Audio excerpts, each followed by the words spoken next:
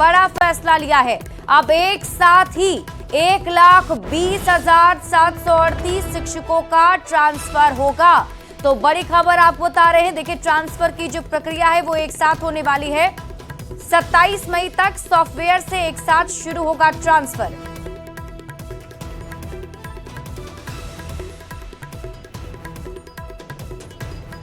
और न्यूज 18 संवाददाता रजनीश कुमार अधिक जानकारी के साथ जुड़ चुके हैं। रजनीश, शिक्षकों का इंतजार अब खत्म होने वाला है। बिल्कुल, देखिए, बड़ी चुनौती है शिक्षा विभाग के लिए, क्योंकि अब जो एक तरह से लक्ष्य रखा गया है, अब 1,20,000 से अधिक टीचर्स का ट्रांसफर करना है एक साथ, क्योंकि ये फेज वाइज ट्रांसफर होना था। लेकिन STSS सिद्धार्थ ने तैयारी कर ली और बड़ा फैसला लिया है कि अब 27 तारीख तक, यानी 27 मई तक जो है, एक साथ सॉफ्टवेयर से 1,20,000 वैसे टीचर्स का ट्रांसफर होगा जिनको जिला आवंटित कर दिया गया है। इसमें विशिष्ट टीचर भी हैं और BPSC की TRE 1 और TRE 2 की जो महिला टीचर हैं वो भी इसमें शामिल हैं। यानी स्पेशल कैटेगरी से लेकर जो अभी जो TRE 1, 2 की जो महिला टीचर्स हैं जिनका दूरी के आधार पर जिला आवंटन किया गया है, उनका ट्रांसफर किया जाएगा। यानी इनकी संख्या 1,20,000 है। सबसे बड़ी खबर इसमें यह है कि अब तक जो सेम जिला वाले हैं, जो अधिक दूरी पर थे और परेशान थे कि उनका ट्रांसफर कब होगा, उनके लिए भी तैयारी है। जब सेम जिला का भी ट्रांसफर होगा, इन्हीं के साथ होगा, यानी उनको जिला आवंटन करने की जो एक तरह से परेशानी है नहीं होगी और उसमें सीधे सॉफ्टवेयर से अब स्कूल आवंटन किया जाएगा। और उसके बाद फेज 2 में 10 से 15 जून के बीच में जो बचे हुए पुरुष टीचर हैं और उसके बाद जो बची हुई महिला टीचर्स हैं उनका ट्रांसफर होगा। तो एक बड़ी तैयारी है। हालांकि टीचर्स को थोड़ा और इंतजार करना होगा, ये आसान नहीं है।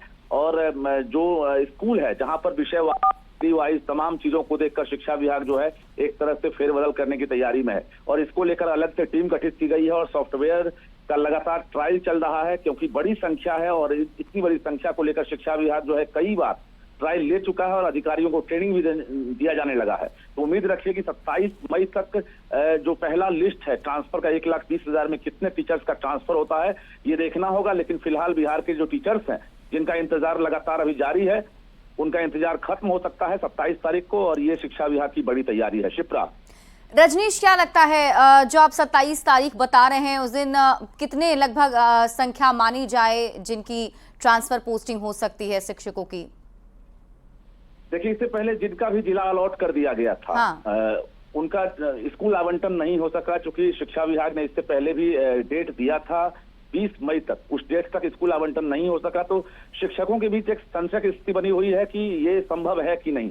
लेकिन शिक्षा विभाग ने इससे टारगेट रखा है और ये आने वाला वक्त ही बताएगा, क्योंकि जो जानकारी मिली है न्यूज 18 को कि 27 मई तक टारगेट रखा गया है। तो ये 3 से 4 दिन के बाद ही पता चलेगा शिप्रा की कितने टीचर्स का ट्रांसफर सक्सेस होता है और जो इंतजार की घड़ियां हैं वो कब तक जो है खत्म हो पाती है। ठीक है रजनीश, आप इस खबर पर नजर बनाकर रखिए। शुक्रिया इस अपडेट के लिए।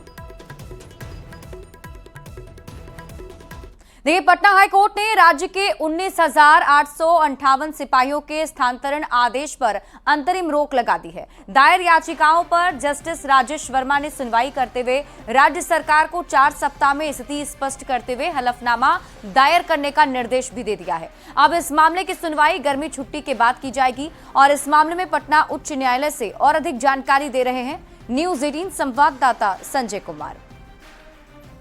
हाईकोर्ट ने बिहार पुलिस मुख्यालय द्वारा हाल में किए गए 19,858 सिपाहियों के स्थानांतरण पर अंतरिम रोक लगा दी है। पटना उच्च न्यायालय ने अमिताभ बच्चन और दूसरे लोगों द्वारा दायर याचिकाओं पर आज सुनवाई करते हुए राज्य सरकार को 4 सप्ताह में स्थिति स्पष्ट करते हुए हलफनामा दायर करने का निर्देश दिया है। अब इस मामले की अगली सुनवाई ग्रीष्मावकाश के बाद होनी है।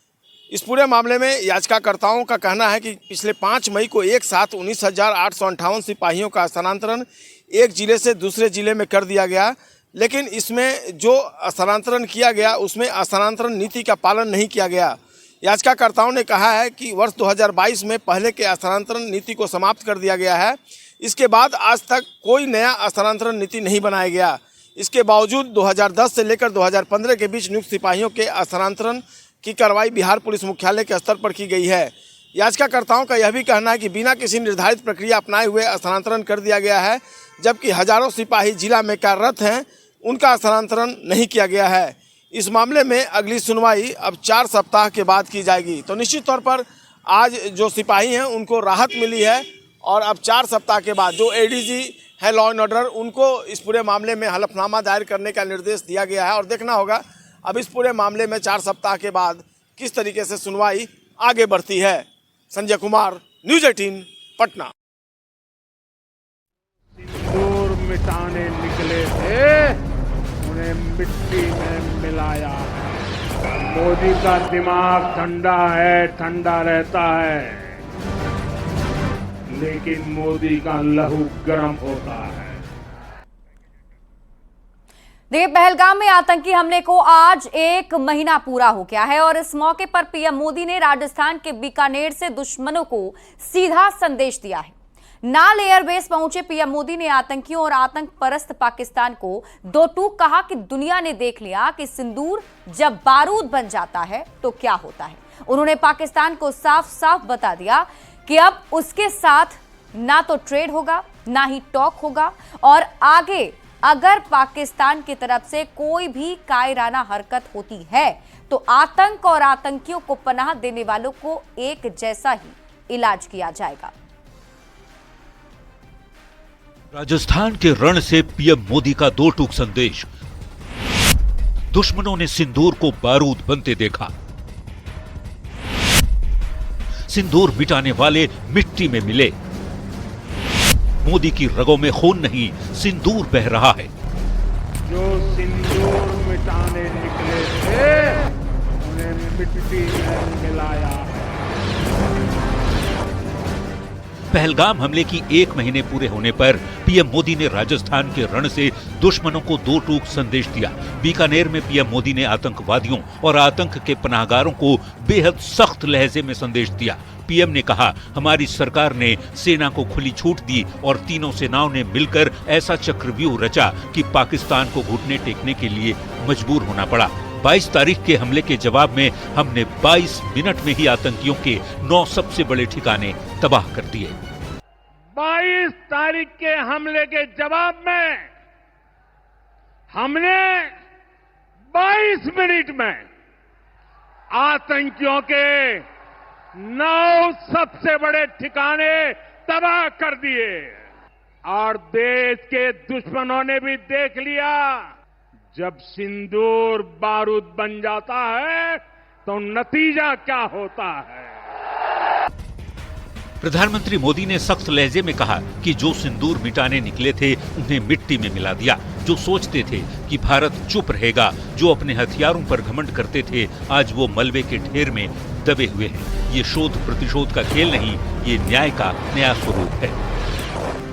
जो अपने हथियारों पर घमंड करते थे, आज वो मलबे के ढेर में दबे हुए हैं। ये शोध प्रतिशोध का खेल नहीं,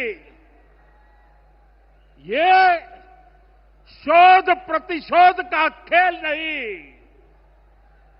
ये न्याय का नया स्वरूप है।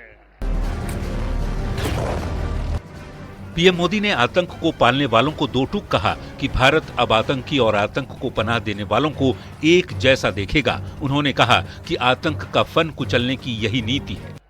पहले घर में घुसकर किया था वार, पहले घर में घुसकर किया था वार, अब सीधा सीने पर किया प्रहार है। आतंक का फन कुचलने की यही नीति है, यही रीति है, यही भारत है, नया भारत है। पीएम मोदी ने ऑपरेशन सिंदूर का जिक्र करते हुए कहा कि मोदी की रगों में लहू नहीं, गर्म सिंदूर बह रहा है। प्रधानमंत्री ने साफ संदेश दिया कि मोदी का दिमाग ठंडा है, लेकिन लहू गर्म रहता है। लेकिन पाकिस्तान एक बात भूल गया, अब मां भारती का सेवक मोदी यहां सीना तान कर खड़ा है। मोदी का दिमाग ठंडा है, ठंडा रहता है, लेकिन मोदी का लहू गर्म होता है। प्रधानमंत्री ने आतंकियों को पनाह देने वाले पाकिस्तान को साफ बता दिया कि आतंक परस्त देश के साथ न कोई ट्रेड होगा न कोई टॉक होगा। पाकिस्तान भारत से कभी सीधी लड़ाई जीत ही नहीं सकता। जब भी सीधी लड़ाई होती है तो बार बार पाकिस्तान को मुंह की खानी पड़ती है। वीरों की धरती राजस्थान से पीएम मोदी ने कह दिया कि ये नया भारत है। ये न सिर्फ अपनी सुरक्षा करना जानता है बल्कि जवाब देना भी अच्छी तरीके से जानता है। दरअसल आज ही के दिन 22 अप्रैल को कश्मीर के पहलगाम में आतंकवादियों ने निर्दोष 26 पर्यटकों को धर्म पूछकर मार डाला था। भारत की बेटियों का सिंदूर उजाड़ा था, जिसका बदला भारतीय सेना ने ऑपरेशन सिंदूर के जरिए लिया। पीएम मोदी ने साफ कह दिया कि भारत पर बुरी नजर डालने वालों को मिट्टी में मिला दिया जाएगा। Bureau report, news 18। आतंक पर करारा प्रहार से पहले पीएम मोदी ने बीकानेर से कई बड़ी रेलवे परियोजनाओं की सौगात भी दी। पीएम ने देश में 103 अमृत भारत स्टेशन का उद्घाटन किया, जहां अब यात्रियों को हाईटेक सुविधा मिलेगी। इस 103 अमृत भारत स्टेशन में बिहार का भागलपुर में पीरपैंती और गोपालगंज में थावे रेलवे स्टेशन भी शामिल है।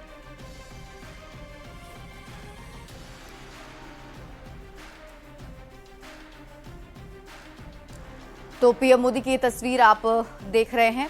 प्रधानमंत्री नरेंद्र मोदी ने आज देशवासियों को 103 अमृत भारत स्टेशन की सौगात भी दी है और ये तस्वीर उस वक्त की जब पीएम मोदी पूजा अर्चना कर रहे थे और उसके बाद ये उद्घाटन की तस्वीर हरी झंडी दिखाकर उन्होंने ये उद्घाटन किया है। आपको बता दें कि 26 करोड़ की योजनाओं का आज उद्घाटन किया गया, जिसमें पीएम मोदी ने 103 अमृत भारत स्टेशन की सौगात देशवासियों को दी है। अमृत भारत स्टेशन के तहत जो स्टेशन का पुनर्विकास हुआ है उसमें कई खास सुविधाएं मिलने वाली हैं।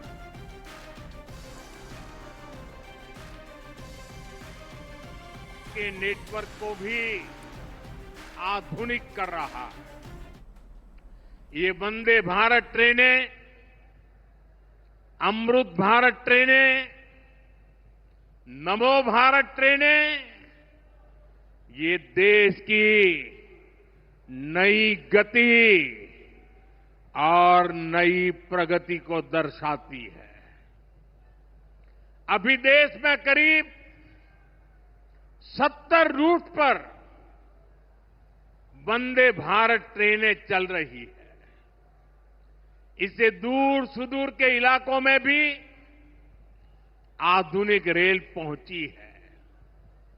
बीते 11 साल में सैकड़ों रोड ओवरब्रिज और रोड अंडरब्रिज का निर्माण किया गया है। विकास भी विरासत भी, इस मंत्र का इन अमृत भारत रेलवे स्टेशनों पर उसका नजारा साफ साफ दिखाई देता है।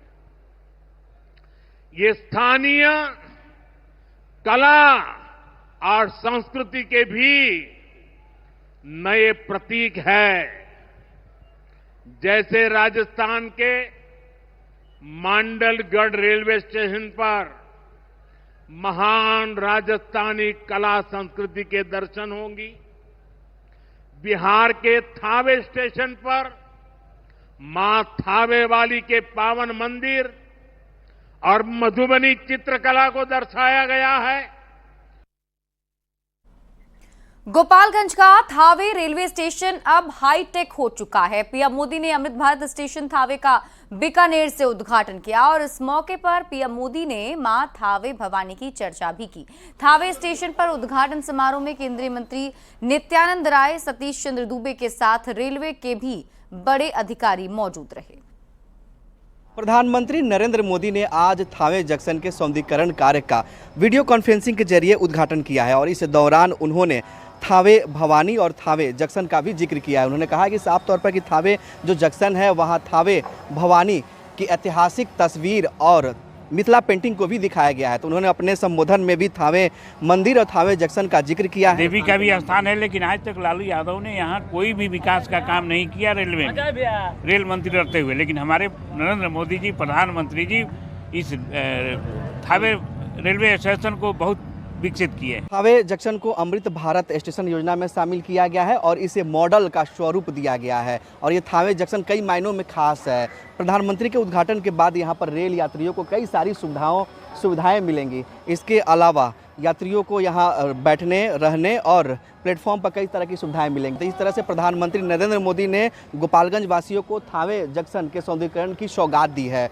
ऐसे में ये जंक्शन कई मायनों में खास है और अब यहाँ पर कई सारी सुविधाएं रेल यात्रियों को मिलने जा रही है। गोविंद कुमार, न्यूज़ 18, गोपालगंज।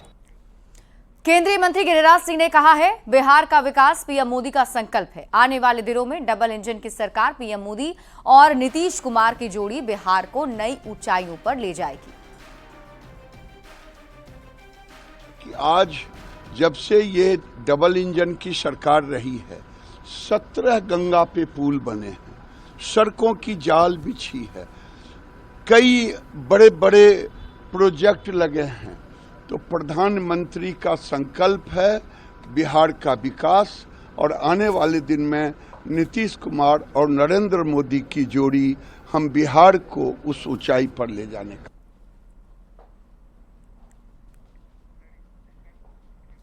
देखिए, पटना में आज जेडीयू की बड़ी बैठक हुई जिसमें विधानसभा चुनाव की रणनीति पर मंथन हुआ और इसके साथ ही कार्यकर्ताओं को विपक्ष के हमले का जवाब देने को लेकर कई निर्देश दिए गए। बैठक की अध्यक्ष जेडीयू के प्रदेश अध्यक्ष उमेश कुशवाहा ने की। बैठक में केंद्र और राज्य सरकार के विकास कार्यों को भी जनता तक ले जाने का निर्देश दिया गया।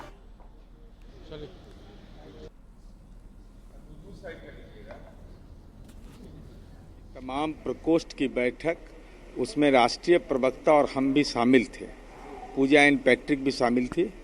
तो इसमें पार्टी के प्रकोष्ठ को प्रदेश अध्यक्ष उमेश सिंह कुशवाहा जी ने निर्देशित किया कि भाई जो हम लोगों का काम है और हमारा काम बोलता है, किसी का जुबान बोलता है, तो हम अपनी उपलब्धियों के सामाजिक प्रभाव का 2005 के पहले का बिहार और आज का बिहार और कैसे बदलते परिवेश में नीतीश कुमार जी और एनडीए की सरकार, डबल इंजन की सरकार, आदरणीय प्रधानमंत्री जी और आदरणीय मुख्यमंत्री जी के नेतृत्व में जिन नीतियों का क्रियान्वयन हो रहा है, उससे कैसे जो विरोधी है उस पर ऐसा निशाना तीर का लगाओ कि राजनीति उसका चकनाचूर हो जाए।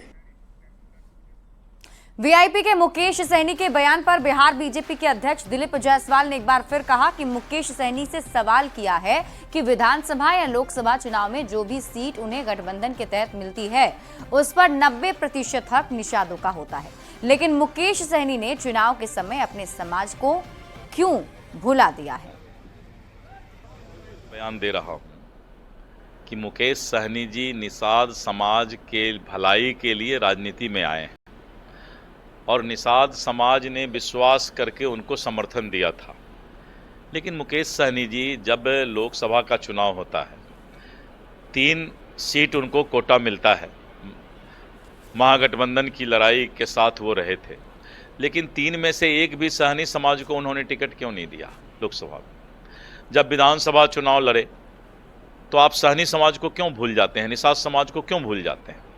एक रामचंद्र बाबू को दिए, वो भी उन्होंने भाजपा के कार्यालय में विभिन्न तरह के आरोप लगाए। मेरा कहना है कि जब आप निषाद समाज की लड़ाई लड़ते हैं तो लोकसभा और विधानसभा में जितना भी सीट आपको मिलता है उस पर 90% हक निषाद समाज का है। बस इतना ही काम कीजिए, और तो कोई हम बात नहीं बोलते हैं। निषाद समाज आपके पीछे खाली चलने के लिए नहीं है। इसलिए निषाद समाज, अगर आप निषाद समाज की राजनीति और उसका भलाई चाहते हैं तो लोकसभा और विधानसभा में आपको जितना सीट मिलता है उस पर 90% निषाद समाज का हक है। इतना ही कहना है, इसका जवाब दे दें। और इसी के